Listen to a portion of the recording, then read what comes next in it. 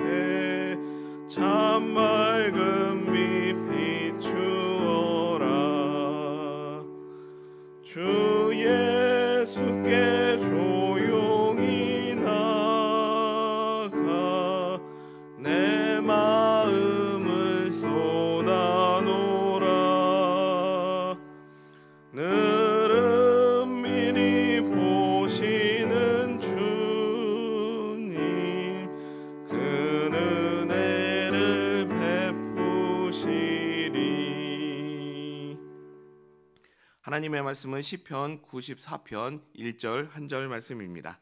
함께 읽겠습니다. 여호와여 복수하시는 하나님이여 복수하시는 하나님이여 빛을 비추어 주소서. 아멘.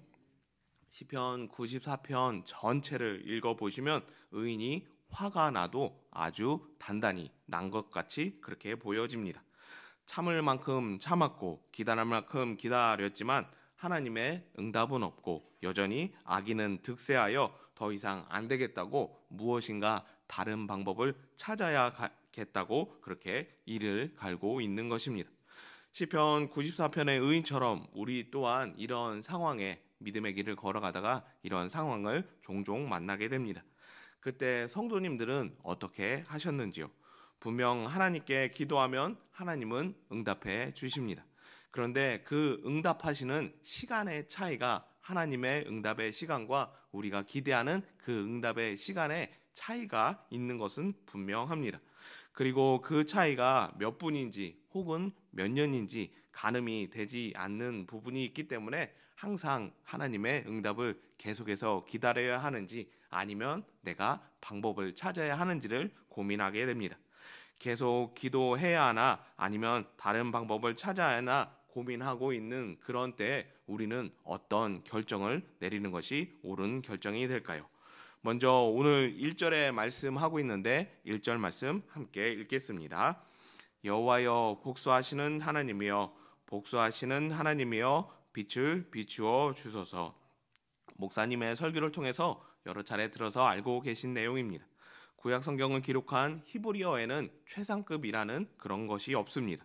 그래서 무엇인가 강조하고 싶을 때 정말 힘들다, 정말 괴롭다, 정말 필요하다에 강조하고 싶을 때는 동일한 단어를 2번 사용한다라고 그렇게 말씀드렸습니다. 오늘 말씀을 보시면 의인이 하나님께 기도를 드리기 위해서 하나님을 부르는데 어떻게 부르고 있나요? 여호와여 복수하시는 하나님이여 복수하시는 하나님이여 하고 2번 하나님을 부르고 있는 것을 보게 됩니다. 그리고 2절과 4절까지 다음 화면에 준비한 내용의 말씀을 보시면 그 가운데 3절 말씀에도 똑같이 2번 반복하여 하나님을 부르고 있습니다. 그런데 부를 때 악인이 언제까지 하면서 그렇게 하나님을 부르고 있습니다.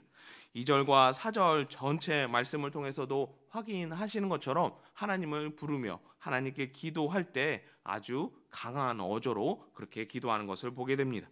교만한 자들에게 마땅히 벌을 주셔야 한다고, 악인들이 언제까지 저렇게 자기 마음대로 행동하게 놔둘 것이냐고, 그리고 그들이 마구마구 짓거리며 오만하게 떠들고 있다라고 그렇게 기도합니다. 이런 의인의 모습이 마치 하나님께 따져서 묻는 것 같이 그렇게 여겨집니다. 그런데 정말로 의인이 하나님을 대적하거나, 이런 표현이 어떤지 모르겠는데 하나님의 어떤 섭리에 대해서 책망하기 위해서 이렇게 기도하는 것은 아닙니다. 의인이 이렇게 강하게 나오는 것은 그만큼 현재의 상황이 괴롭고 힘들다는 것을 말하고 있는 것입니다. 오해하면 의인의 행동이 버릇이 없고 하나님을 대적하는 것으로 여길 수 있지만, 의인이 이렇게 나오는 것은 오히려 건강한 일이라고, 잘한 일이라고 그렇게 말씀드릴 수 있습니다. 왜 제가 하나님께 강한 어조로 기도하는 것을 잘하는 일이라고 말을 하는 것일까요? 바로 믿음 안에서, 하나님 안에서 이 일을 하고 있기 때문입니다. 의인이 화를 사람에게 풀고 있나요? 아니면 하나님께 풀고 있나요? 하나님께 화에 대해서 언급하고 있습니다. 또 한편으로 생각해 보면 이 화가 어디에서 근원되고 있는 것인가요? 사람이 참지 못해서, 사람이 괴로워서 그런 건가요? 참지 못하도록, 화가 나도록 이끄신 하나님에 의한 것인가요? 하나님에 의해서 이 화가 일어나고 있는 것입니다. 우리는 하나님 말씀에 순종하는 사람들입니다. 내 시간표와 내 계획에 따라서 하나님 뜻을 순종하고 말고 하는 것이 아니라, 하나님께서 말씀하시는 대로, 하나님께서 명령하시는 대로 이유 여하를 불문하고 순종함으로 나아가는 사람입니다. 공교롭게도 하나님께서는 말씀하실 때 몇 날 며칠에 몇 초에, 그리고 이때는 저때는 어떻게 하라라고 상세하게 세세하게 말씀해 주시는 분이 아닙니다. 출애굽한 이스라엘 백성들은 광야 길을 걸어가게 됩니다. 그런데 광야 길을 걸어갈 때 어떻게 걸어갔다라고 성경에서 말씀하고 있나요? 어느 지점에 가서 쉴 것이고, 그 지점에서 어떤 도시락을 먹을 것이고, 이런 여정을 통해서 몇 개월 후에는 가나안 땅에 당도하게 되니 염려하지 말라고, 걱정하지 말라고 말씀하신 것이 아니라, 그냥 구름 기둥과 불 기둥이 인도하는 대로, 불 기둥이 구름 기둥이 멈추면 멈추고 움직이면 움직이라고 그렇게 이스라엘 백성을 인도하시게 됩니다. 그런 광야 여정을 걸을 때 우리의 인생은 연약함으로 인해서 과연 먹을 것을 해결할 수 있는지, 얼마만큼 가야 목적지에 도달하게 되는지, 그런 의문이 꼬리에 꼬리를 물을 수밖에 없습니다. 최종적으로 그런 의문이 해결되지 않는다면 그것이 불만으로 터져나오게 됩니다. 이를 결정하시고 진행하시는 분이 하나님이시기 때문에 사람으로서 어떻게 그것을 바꾸거나 변하게 할 수는 없습니다. 또 우리는 육신의 연약함을 지니고 있기 때문에 아무것도 모르는 상태에서 계속해서 기다리는 것은 한계를 만날 수밖에 없는 일입니다. 이런 때에 도대체 어떻게 우리는 이 일을 감당해야 될까요? 1절 말씀에서 읽으셨던 것처럼 참을 수 없다면, 그리고 더 이상 육신의 한계로 인해서 기다릴 수 없다라면 하나님께 그 모든 괴로움에 대해서, 그 어려움에 대해서 상소하시는 그런 기도를 드리면 됩니다. 대신에 밖에 나가서 인간의 방법으로 문제를 풀고 해결하는 것이 아닌 하나님께 그 모든 문제를 풀고 아래는 해결하려는 그런 모습으로 나아가면 얼마든지 하나님이 그것을 다 받아주시고 그것에 대한 응답을 주신다는 것입니다.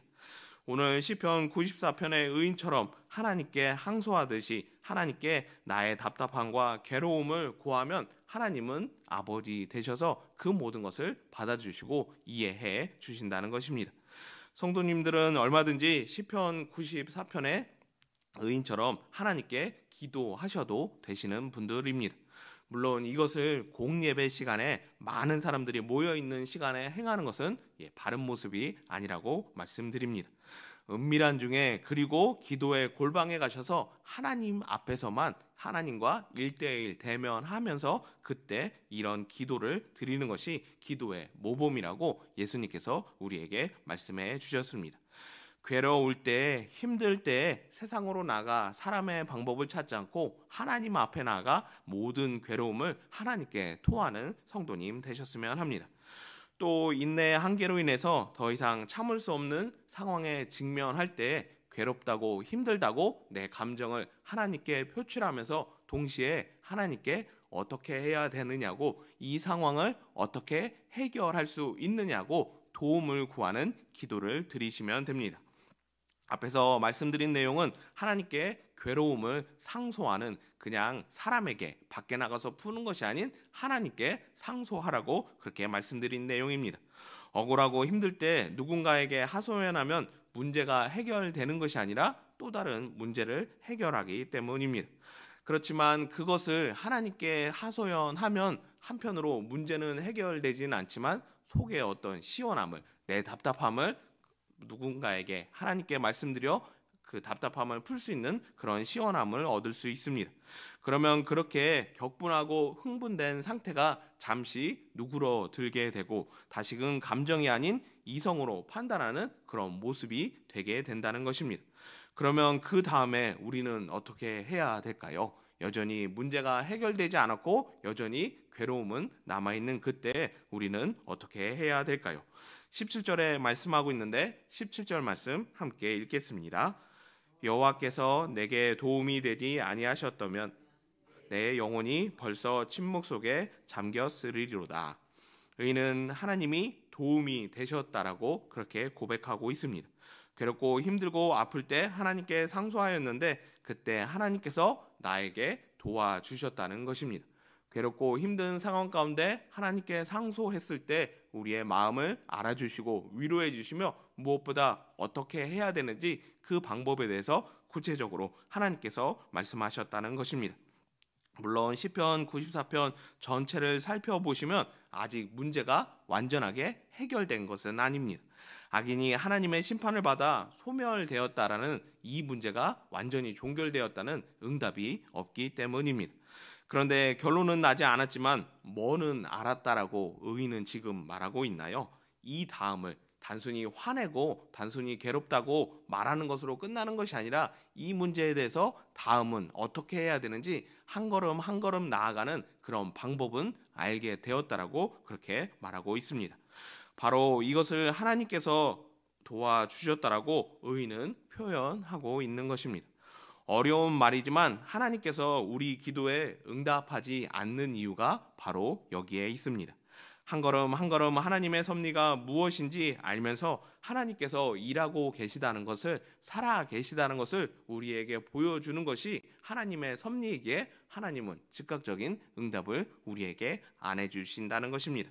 하루아침에 뚝딱 악인이 벼락을 맞고 전염병이 돌아서 망하게 응답을 해주시지만 하나님께서 근본적으로 우리 기도에 응답하시는 방법은 바로 이렇게 한 걸음 한 걸음 일을 진행하시고 함께 해결하심을 통해서 하나님의 섭리하심과 일하심을 통해 응답을 우리에게 보여주신다는 것입니다. 당연히 인생은 급하기 때문에 또한 이런 하나님의 섭리를 우리는 잘 모르기 때문에 억울하거나 힘들거나 괴로운 상황을 직면하게 됩니다. 그런 때에 세상으로 나아가 어떤 문제를 해결하려는 방법을 취하기보다는 하나님께 나아가 그 억울함과 힘듦을 상소하는 성도님 되셨으면 합니다. 그리고 하나님께서 가르쳐 주시는 그 음성에 따라 방법을 알아 그 다음에 문제를 하나하나 해결해 나가는 성도님 되셨으면 합니다.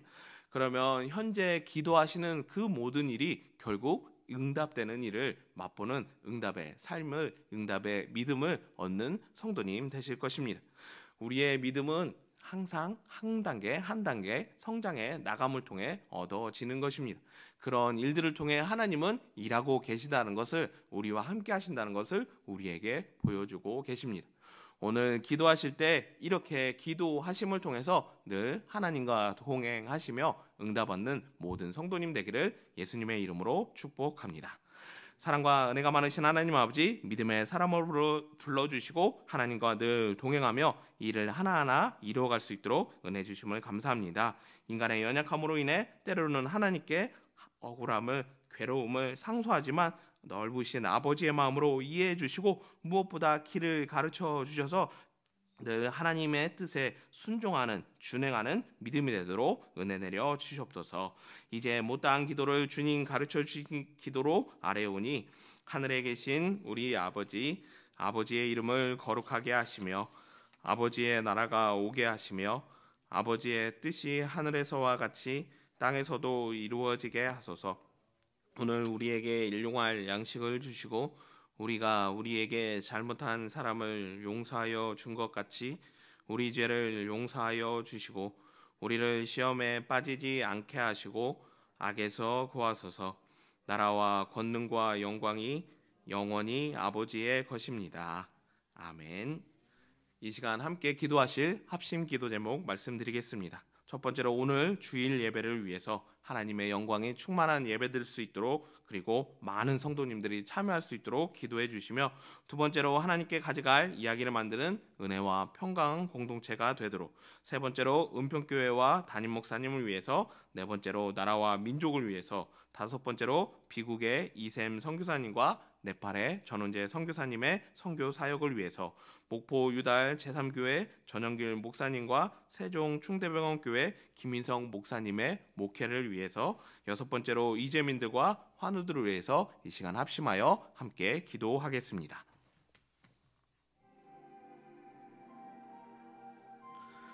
사랑과 은혜가 많으신 하나님 아버지, 거룩한 주일을 허락하여 주시고 이날을 통해 예배드림을 통해 하나님의